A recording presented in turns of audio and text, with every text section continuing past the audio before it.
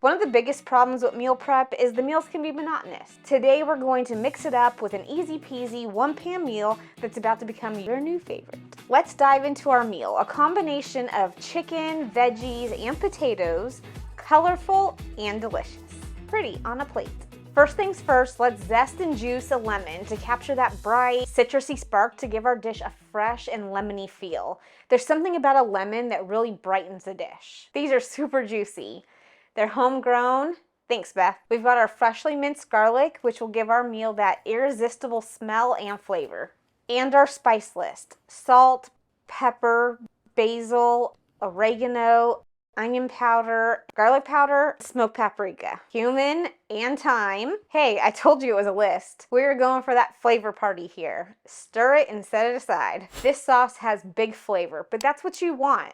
This whole dish is perfect for shaking up your meal prep routine. Next, grab our petite potatoes and chop them in half, or quarters if they're big petite potatoes. Contradictory. Petite and big.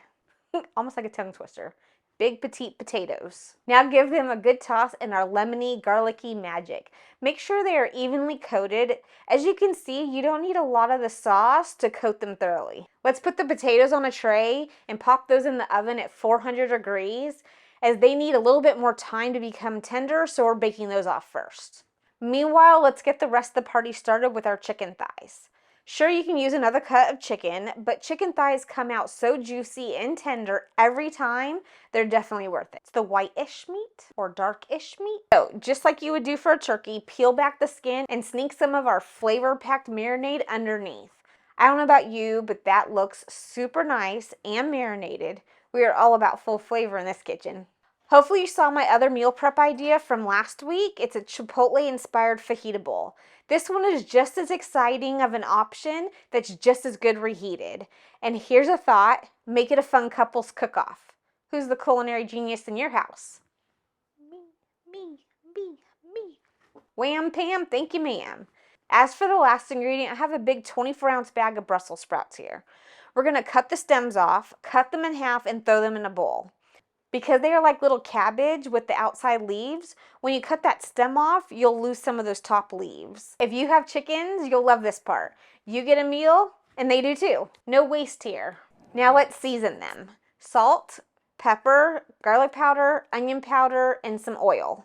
Toss them around, and now they are ready to join the party on the baking sheet. Now this is the fun part, putting it all together. Slide those potatoes over and add our Brussels sprouts and our chicken. Our Brussels sprouts look like a lot, but they will cook down. It looks so pretty, and back in the oven it goes. Remember, the full recipe is waiting for you at the end of the video and at AuntieAliciaKitchen.com. As this beauty bakes, let's chat customizations. Not a fan of chicken thighs? Go for a chicken breast.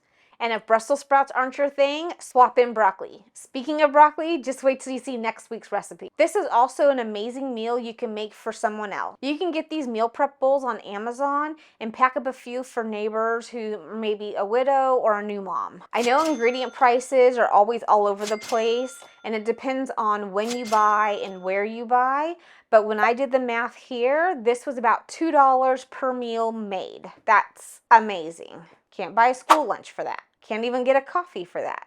And there you have it. After a quick broil for that irresistible crispness, our lemon garlic one-pan meal is ready to impress your taste buds. I get some of that lemon and the garlic on there. Good compliment for a potato. As well as it's perfectly cooked. It's nice and soft, not mushy. Got a brightness from the lemon, which is good. So you get that lemon, garlic, pepper. It's juicy, super flavorful. Again, it's not heavy because you have all these components, but you have that brightness of the lemon and the garlic. It's good. That's gonna be filling. Thank you for joining me in the kitchen today, where we turn simple ingredients into a masterpiece.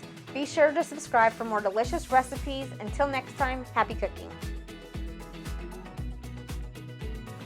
Peace. The white-ish meat or dark-ish meat, like my kids, they're mixed. Not completely white. They're perfect.